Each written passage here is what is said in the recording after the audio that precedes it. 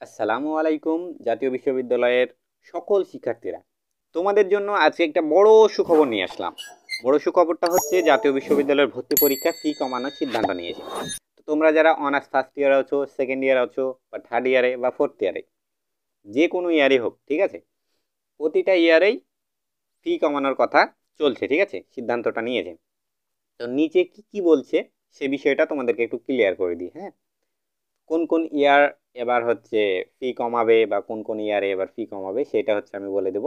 নিচে কি কি লিখেছে সেটা আগে পড়ে আসি, ঠিক আছে।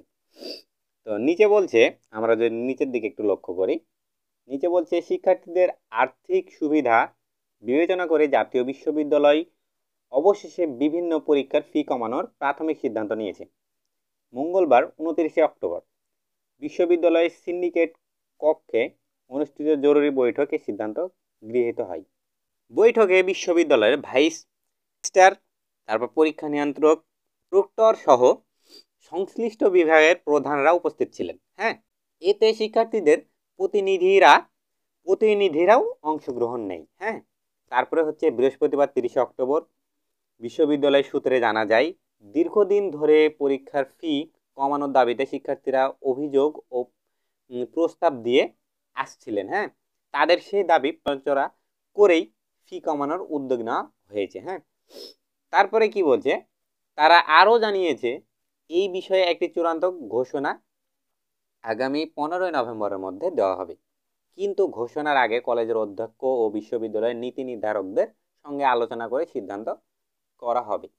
তবে যেহেতু অনেক শিক্ষার্থী চলমান পরীক্ষার মধ্যে ইতিমধ্যে অনলাইনে রেজিস্ট্রেশন সম্পন্ন করেছে, তাই ফি কমানো এই সিদ্ধান্তটি শীঘ্রই কার্যকর হচ্ছে না। এটি কার্যকর হবে অনার্স চতুর্থ বর্ষ, তারপরে হচ্ছে পাস কোর্স দ্বিতীয় বর্ষ এবং এর পরে সকল পরীক্ষায়, ঠিক আছে। মানে তোমরা যারা পরীক্ষার জন্য অনলাইনে রেজিস্ট্রেশন করে ফেলেছো তাদের অবশ্য আর কমবে না, এর পরবর্তীতে যারা যারা করবা তাদের অবশ্য কমবে। তো এইখানে যে বিষয়টা, তোমাদের জাতীয় বিশ্ববিদ্যালয়ের সকল নোটিশ আমি পাওয়ার সাথে সাথে প্রকাশ করে থাকি, তাই তোমরা অবশ্যই অবশ্যই চ্যানেলটা সাবস্ক্রাইব করে রাখবা।